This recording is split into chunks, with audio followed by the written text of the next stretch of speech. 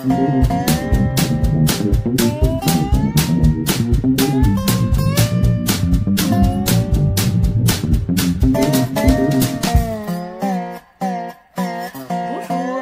Félicité et c'est la Minute Pia-Pia.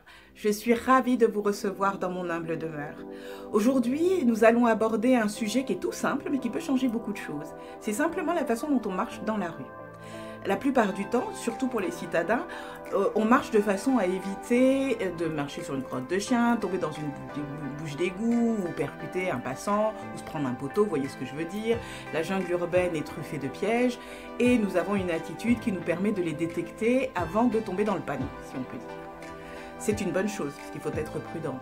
Mais cependant, ça limite notre cercle de vue, si vous voyez notre périmètre, à, on va dire, maximum en général une cinquantaine de mètres et pour les plus téméraires une centaine de mètres, ce qui est déjà pas mal. Le problème, c'est que ça donne un message à l'inconscient qui est assez ambivalent. C'est-à-dire qu'en créant cet espace restreint, nous donnons l'impression à l'inconscient, et le message surtout, que pour être en sécurité, pour nous sentir bien, nous avons besoin d'évoluer dans une sphère justement restreinte.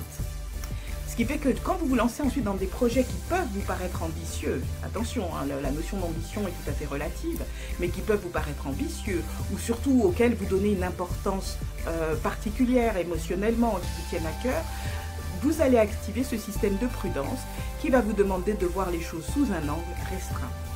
Vous voyez où je veux en venir. Donc la proposition d'aujourd'hui, c'est d'élargir votre horizon. Alors comment ? Vous allez arpenter la rue en ayant la vue du conducteur. Un conducteur, quand il conduit, il ne s'attarde pas aux deux premières voitures, sinon il risquerait quand même des problèmes. Je parle d'un conducteur lambda bon quoi, moyen. Il se projette beaucoup plus loin pour pouvoir voir venir d'éventuels obstacles, un conducteur qui fait n'importe quoi, un cycliste qui va traverser, voir un piéton, voir, comme ça m'est arrivé une fois, des oiseaux. Donc, cette vue-là, elle est intéressante puisqu'elle vous permet non seulement d'avoir un large horizon, hein, quand vous regardez les choses, mais surtout aussi de voir venir les obstacles. Donc, vous conjuguez les deux sans vous restreindre. Et le message à l'inconscient est un message, au contraire, justement, d'une personne qui avance dans la vie en ayant un panel de propositions extrêmement large, voire infini. Alors, si en tant que piéton, vous marchez comme ça dans la rue, vous envoyez ce message-là, que maintenant, vous êtes à l'aise, en toutes circonstances, dans un univers, si vous voulez, dont le périmètre est pratiquement infini. Vous projetez votre vue jusqu'au bout de la rue, vers l'horizon. Alors, quand on est en ville, c'est beaucoup plus dur de dire vers l'horizon, parce que souvent, l'horizon, on ne le voit pas. Et bien, dans ce cas-là, jusqu'au bout de la rue. Voilà. Puis si au bout de la rue, il y a un bâtiment, ben jusqu'au bâtiment. Et puis la prochaine rue sera jusqu'au bout de la rue. Alors, petit exemple, vous voyez que je porte des lunettes. Les gens qui portent des lunettes comme moi, et surtout qui sont myopes, comme c'est mon cas, en général, ont tendance à avoir un périmètre encore plus restreint que la plupart des gens, hein, que la normale. Simplement dû au fait que, ben voilà, déjà notre vue à la netteté se résume à ce petit espace. Alors petit espace, pour moi, ça va vous faire rigoler, parce que vous voyez que j'ai de grandes lunettes, mais avant j'en avais des beaucoup plus petites et c'était moins rigolo. Et on a une espèce de raideur comme ça, qui fait qu'on a moins l'habitude de rendre nos yeux mobiles. J'ai dû me réexercer à ça. Et ce qui fait que notre horizon reste comme ça, un petit peu comme les chevaux, quoi. Il faut tourner la tête quand on a des œillères sans le vouloir. Imaginez le message à l'inconscient, pas Jojo quand même. Quand j'ai mis des lentilles pour la première fois, j'ai découvert des rues, des endroits que je connaissais déjà, que j'avais déjà parcourus, mais complètement émerveillée. Je découvrais des choses que je n'avais pas vues, à tel point que ma sœur qui était avec moi pensait que j'exagérais. Non, je n'exagérais pas, mais comme elle n'avait pas ce même problème, elle ne pouvait pas comprendre. Pour moi, ça a été une révélation totale. La deuxième chose, c'est que je suis quelqu'un qui suis tout le temps perdu dans mes pensées.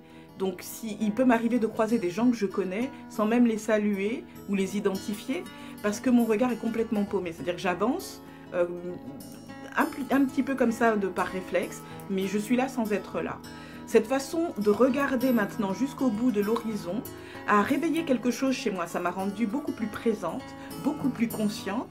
Et en plus, j'ai découvert que la ville dans laquelle j'habite, la petite mignonne ville, est vraiment très belle et qu'il y a des points de vue, comme ça, des plongées dans la rue, vous voyez, des lignes de fuite qui sont d'une beauté à couper le souffle, surtout quand il y a du soleil, quoi. Donc voilà, la Minute Pia Pia est terminée pour aujourd'hui. J'espère que cette petite astuce vous servira, parce que je vous assure qu'elle change beaucoup de choses.